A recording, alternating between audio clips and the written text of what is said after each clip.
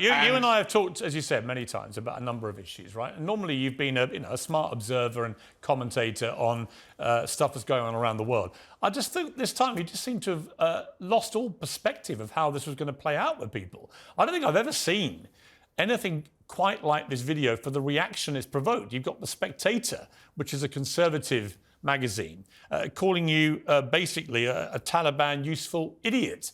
You've got MPs standing up in the Commons on all sides condemning what you were doing. You've got the Prime Minister distancing himself from what you were saying. You've got people like Bill Neely, one of the great foreign correspondents that this country's ever had, saying an astonishing piece of propaganda.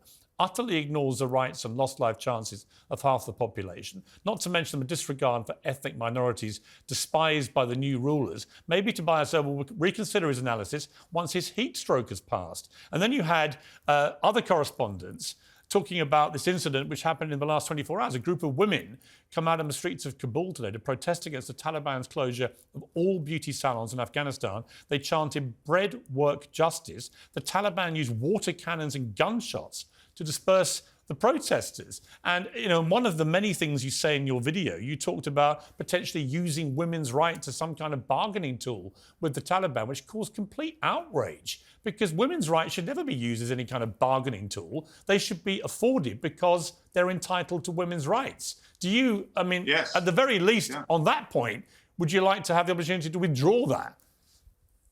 Well, you've made so many points there. Maybe I could have a turn to respond.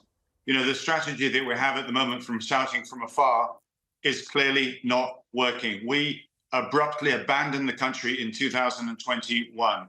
And my simple call to action was to see our embassy reopen, just as the EU embassy has opened as well. And we need to pursue a more direct strategy if we are serious about helping the 40 million people who feel abandoned. I understand that there is a natural inclination, given the Taliban's ruthlessness, its interpretation of Sharia law, its treatment of women and girls, and in the immense sacrifice that we made with our brave service personnel, to distance ourselves and to say, no, we're not going to have any truck, which I think is what you're implying. But the awkward truth that we face is that we handed power to the Taliban. We ceded that power. We abandoned those 40 million people. We said we were willing to commit and help.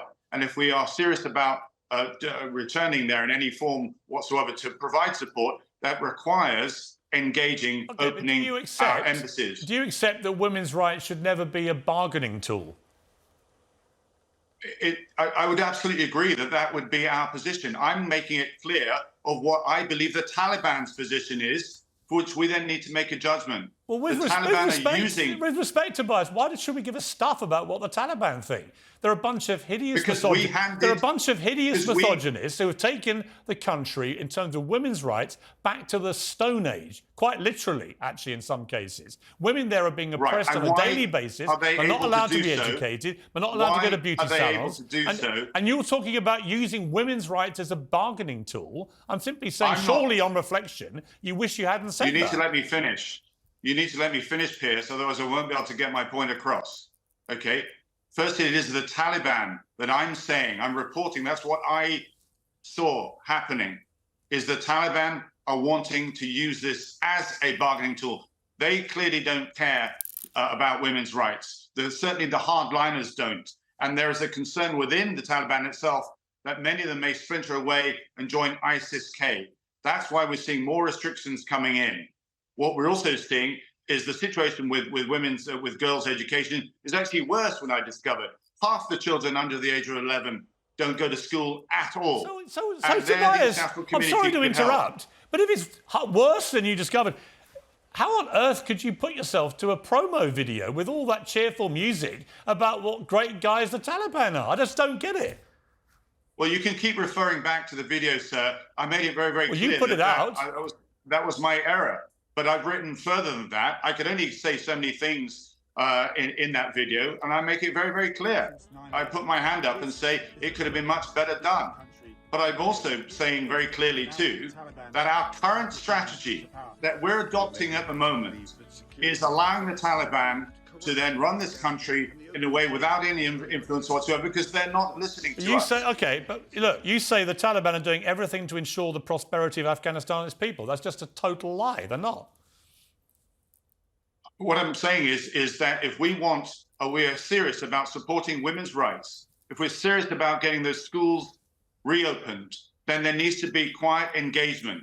The shouting from afar is not working. In fact, I'm not shouting from afar. I'm just saying that your statement that they're doing everything to ensure the prosperity of Afghanistan and its people, and they're no longer a terrorist organisation, those statements simply aren't true. They're consorting with lots of terrorists. I'm sorry, but I never said that. I never said that they were never a terrorist organisation. I never used those words. This was the very organisation that harboured the very people that killed my brother. So please don't put words into my mouth. Okay, if we want to have a serious debate, an awkward, difficult debate of where Afghanistan is going, we spent more time talking about Afghanistan in the last couple of days because of my visit that I'm pleased about. And absolutely, yes, I put my hand up and say that video could be done better. You can keep returning back to that video as much as you like. That doesn't actually get us back to the bigger point of what we are doing internationally to help women and children in that country. Given the reaction to the video, which is actually, as you know, something that you put into the public domain, clearly had no idea the reaction it was going to provoke, or you wouldn't have done it. But given the cross-party fury about this, given the media fury about this, given the fury of so many people in Afghanistan, given there's now a report in the Times that there's a plot currently being undergone to remove you from your position of chair of the Defence Committee, will you be considering your position? I'm travelling with the Defence Committee here in India, where I am right now, and we're working very well together. There is no support for any of what is going on back in the UK. I make it very clear. I don't know how many times I can say this to you, Piers. You keep returning back to it. You don't allow us to move on. I put my hand up. I step forward on many occasions and say things, perhaps, which other MPs won't say. And occasionally, yes, I say things the wrong way. Because of Twitter, a storm then comes about it, and I have to deal with it. I'll be very clear. The last couple of days have probably been the most miserable as a member of Parliament. I got it wrong, Piers. I don't know how many times you'd like me to say that. But I stand by the fact that Afghanistan is in a very bad place. The economy will collapse. We have some difficult questions. Okay, can I suggest something? Will you delete the video? I'm happy to do so, sir. I'm absolutely happy to do so. Will you do that immediately this interview is over? Because that would indicate you genuinely are remorseful. Of course I am. And I will not go further to that. I'll put out a clarification of a statement to do so. But there is an underlying message that we've not spoken about Afghanistan. I don't know when you last brought it up on your program. It has been abandoned. The DFID budget for the United Nations. Yeah, you did so. You don't have to, Tobias. With respect, you haven't got to lecture me about Afghanistan. My brother was a serving British Army colonel who served tours in Afghanistan. So I'm very aware of Afghanistan. I've covered it a lot over the last years. I was extremely critical of the way we withdrew with the Americans from Afghanistan. That was a total debacle. But I also happen to think the Taliban are a bunch of ruthless wolves who have taken the poor women of Afghanistan back to the Dark Ages. And I think, unfortunately, you got used in some way which provoked you to do that video, which just looked like it was promoting the Taliban, which I think was a catastrophic error of judgment. And I've known you a long time, and I'd rather be straight with you and tell you that. I think the best thing you could do is to finish this interview and delete that video and then explain why you deleted it. I think that would go a long way to putting people's minds at rest that you're not some Taliban stooge, which is how people view it.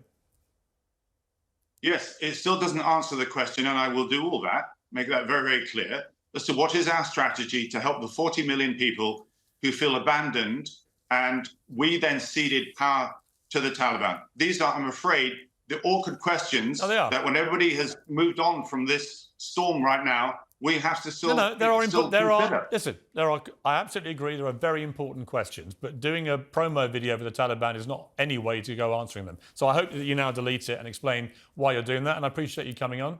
And doubtless we'll talk about other things another time. Thank you.